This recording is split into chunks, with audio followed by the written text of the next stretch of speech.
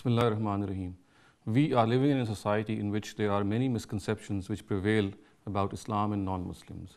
And we need to analyze and discuss each of these misconceptions in the light of the original sources of the Quran and Islam so that we are able to form a correct opinion in this matter.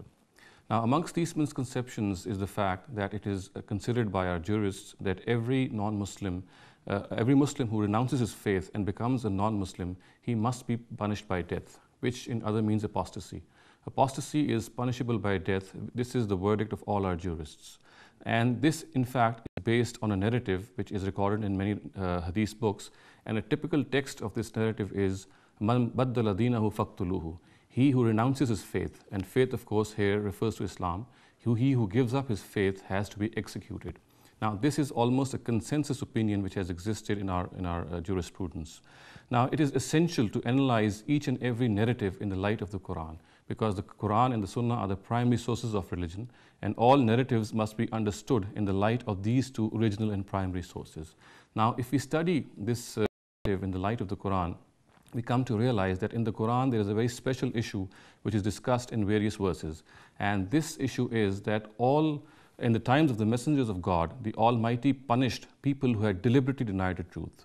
Now, all messengers of God, of course, had become weapons of destruction in their own times, and it was the Almighty Himself who, through these messengers and through their followers, who destroyed people who had deliberately denied the truth, who knew what the truth was, and in spite of being convinced of the truth, they had denied the truth. So therefore, in the times of these messengers of God, the Almighty punished these people who had deliberately denied the truth. Now, in the time of the last messenger of God also, Muhammad sallallahu alaihi wasallam, this event took place, and people who had deliberately denied the truth were punished in various degrees. People who subscribed to polytheism, they were to be executed if they did not accept faith.